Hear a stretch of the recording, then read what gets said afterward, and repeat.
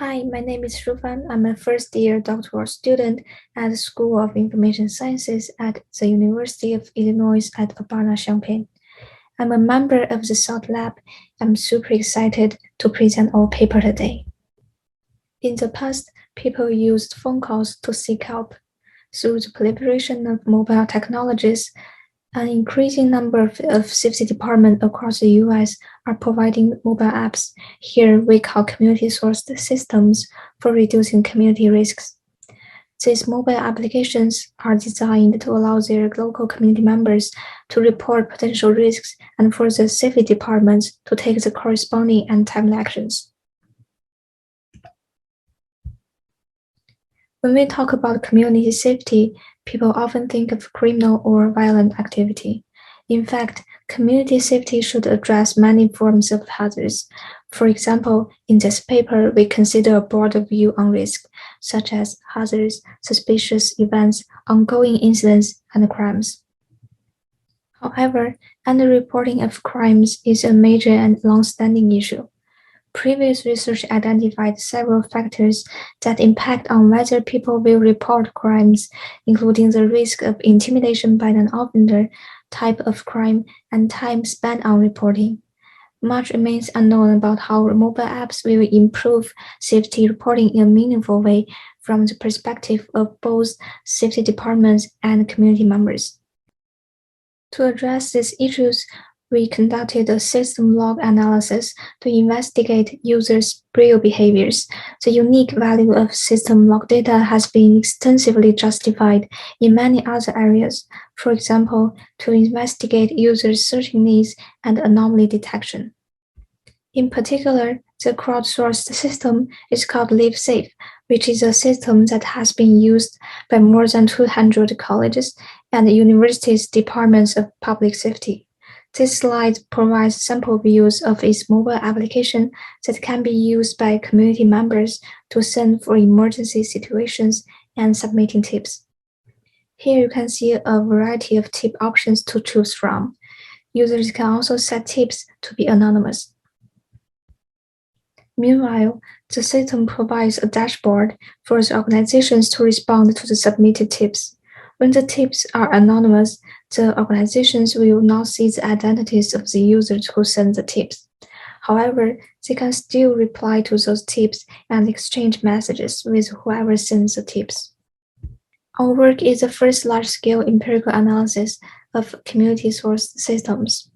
With the system log, we address the following research questions. First, we analyzed how safety departments initialized communications with community members. Then, we examined the factors that can influence community members' reporting behaviors. And last, we studied on how safety departments respond to those submitted tips. The log data is anonymized with several steps before we receive it for analysis. Specifically, we analyzed more than 100,000 of original tips with over 2 million chat messages exchanged between these community members and organizations. The main attributes of each tip include tip category, anonymity, response time, and indicator of agencies. To address RQ1, we look at the tip categories from organization-wise and user-wise. The top number of tips revealed common concerns from college communities, which are suspicious activity, emergency message, and harassment. We noticed that most tips fall into a small set of categories. We also found a mismatch between what the safety departments were expected to receive and what their community members reported. For example, noise disturbance was offered by 124 out of 188 organizations, but it received the highest number of tips. Regarding RQ2, we examined which tip categories were more likely to receive anonymous tips. This figure shows that drugs and alcohol and noise disturbance were more likely to be reported anonymously than mental health-related issues. There was an interaction between anonymous reporting preference and tip category. To answer RQ3, we conducted ANOVA and Tukey post hoc test to analyze which factors were associated with organization's response behavior from 3 dimensions: response rate, responsiveness, and the number of chat messages exchanged between users and organizations.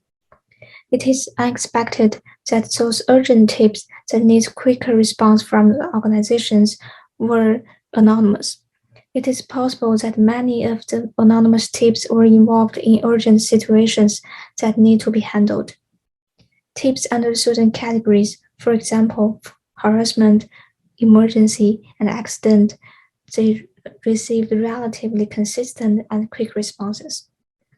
It is not surprising that response rate and responsiveness varies by organizations, as they may vary in size and have different practices to follow. We further look at the chat logs through in-depth content analysis and pitfalls of the two stakeholders' interactions. For example, not all emergency tips received replies, and some of these tips started with greeting messages. Also, we found some common patterns in those replies. For example, organizations often confirmed that tip was received, informed the status of the tips, such as pending investigation, follow-up, and requesting additional information to understand the situation. The above findings revealed the challenges and opportunities to improve organizations' responsiveness and their response quality.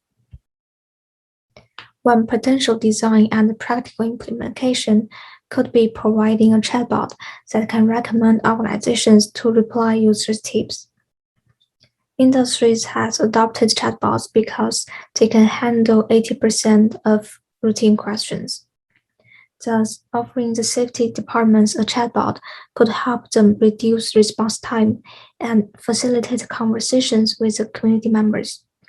We are working on this research at this moment. We'd like to thank Vector Solutions Inc. for this research collaboration.